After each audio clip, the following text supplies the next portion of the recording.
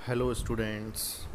आज की इस वीडियो में हम आपको आईएससी क्लास 12 फिज़िक्स का सेमेस्टर 2 का बोर्ड एग्ज़ाम का फ़िज़िक्स का पेपर दिखा रहे हैं। देखिए, ये पेपर 35 मार्क्स का हुआ था और 3 सेक्शंस में ये पेपर डिवाइड था, सेक्शंस ए, बी एंड सी। बहुत आसान पेपर आया था ये 2022 का। कोविड की वजह से 2 सेक्शंस में डिवाइड कर दिया गया था। पहला सेक्शन ऑब्जेक्टिव हो गया था, पहला सेमेस्टर, और ये दूसरा सेमेस्टर 35 मार्क्स का हुआ था।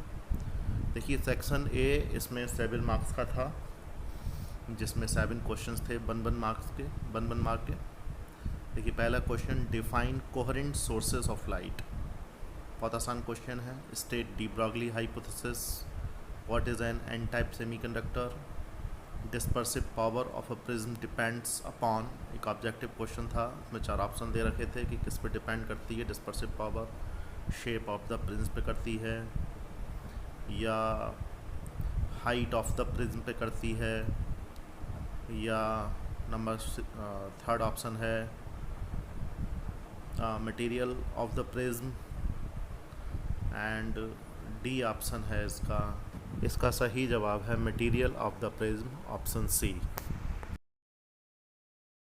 इसके बाद नेक्स्ट क्वेश्चन है, if in Young's double slit interference experiment the distance between the 2 slits is made 3 times keeping all other condition same then fringe width becomes. देखिए, अगर हम दोनों स्लिट्स के बीच के डिस्टेंस को 3 टाइम्स कर देते हैं तो जो फ्रिंज विथ होगी वो 1/3 हो जाएगी। तो first option is correct. Now, angular momentum of an electron orbiting in 3rd Bohr orbit of a hydrogen atom is। देखिए, NH/2π होता है, 3rd ऑर्बिट है, तो सीधे सीधे इसका ऑप्शन 3H/2π ठीक हो जाएगा। 3rd option is correct. Now last question इस सेक्शन का, question number 7। In photo electric effect the graph of stopping potential versus frequency F of the incident radiation is a straight line, then slope m of this line, Planck constant h and elementary charge E are related as follows। तो देखिए, जो graph का slope होता है वो h/e के equal होता है, तो स्लोप m गिवन है तो हो जाएगा h is equal to e into M,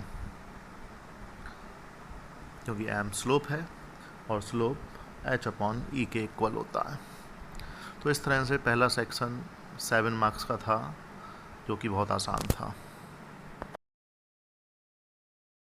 इसके बाद सेक्शन बी 10 मार्क्स का है। इसमें क्वेश्चन नंबर 2 पहला पार्ट है इसका, what is meant by diffraction of light. तो बस केवल डिफ्रैक्शन ऑफ लाइट की डेफिनेशन लिखनी थी। 2 मार्क्स का क्वेश्चन है, 1 मार्क्स के 2 हैं इसमें। और दूसरा पार्ट है इसमें, state any one difference between diffraction of light and interference of light. तो एक एक डिफरेंस देना था इसमें। इसके बाद क्वेश्चन 3, ये भी 2 मार्क्स का है, एक एक नंबर के 2 पार्ट हैं। State any one advantage of reflecting telescope over a refracting telescope. And दूसरा क्वेश्चन है, where should an object be kept in front of a convex lens in order to get an image of the same size as the object. इसके बाद question number 4, a Y-convex lens made of glass refractive index 1.5 has 2 spherical surfaces having radii 10 and 20 cm. Calculate its focal length। और इसी के साथ R में एक और question लगा हुआ है, calculate refractive index of the material of an equilateral prism if its angle of minimum deviation is 30 degree. तो दोनों में से कोई एक क्वेश्चन कर सकते हैं। 2 मार्क्स का क्वेश्चन है, दोनों ही क्वेश्चन आसान न्यूमेरिकल हैं। इसके बाद क्वेश्चन नंबर 5, देखिए क्वेश्चन नंबर 5 है, with reference to semiconductor physics define the following terms. तो 2 टर्म्स हैं डिफाइन करने के लिए। 2 मार्क्स का ये क्वेश्चन है और इसमें नंबर 1 पर है डोपिंग। तो डोपिंग को डिफाइन कर देना है, डोपिंग क्या होती है इसको लिख देना है। और इसके बाद सेकंड नंबर पर है डिप्लीशन रीजन। तो डोपिंग और डिप्लीशन रीजन को डिफाइन करके लिख देना है। 1 मार्क का क्वेश्चन है।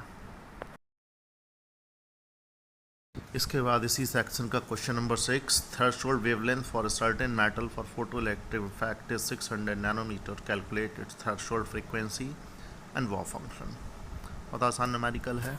और इसी में एक और क्वेश्चन लगा हुआ है, calculate the minimum amount of energy release when an electron annihilate a positron. Electron positron annihilation का क्वेश्चन है ये। और सेक्शन सी 18 मार्क्स का है। क्वेश्चन नंबर 7, ये देखिए एक डेरिवेशन है इफेक्टिव फोकल लेंथ का।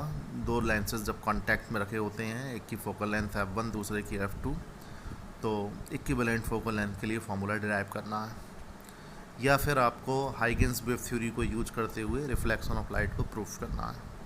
3 मार्क्स का ये क्वेश्चन है, इन दोनों में से एक करना है।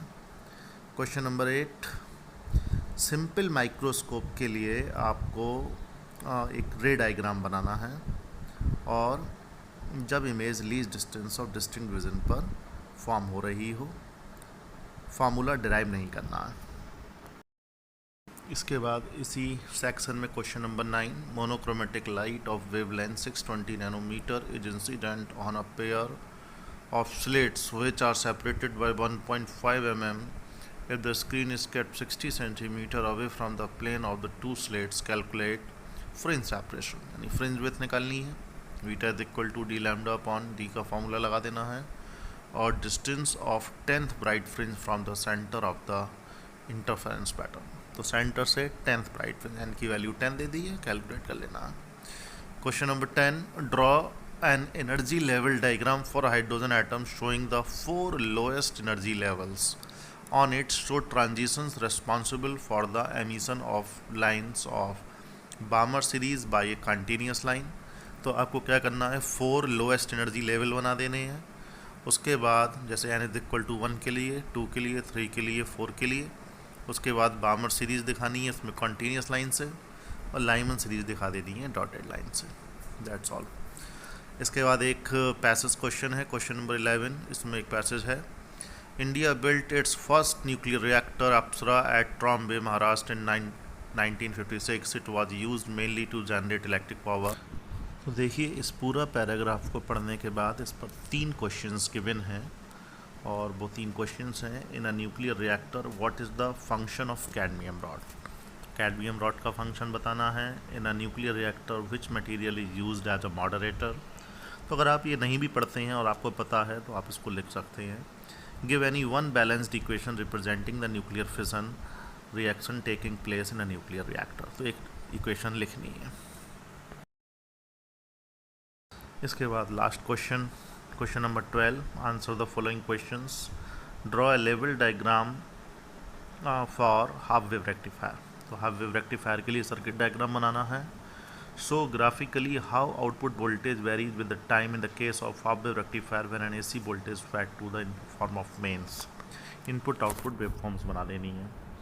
और में क्वेश्चन है, with reference to semiconductor physics answer the following questions. Show how a junction diode can be forward biased. कैसे forward bias किया जा सकता है, और PN junction diode के VI characteristics curves बना देने हैं forward biasing में। कुछ constants दे रखे हैं जो कि हम न्यूमेरिकल्स में यूज कर सकते हैं। आशा करता हूँ ये वीडियो आपको अच्छी लगी होगी। यदि आपको वीडियो अच्छी लगी हो तो लाइक कीजिए और इसको अपने फ्रेंड्स के साथ शेयर कर दीजिए। बहुत बहुत धन्यवाद।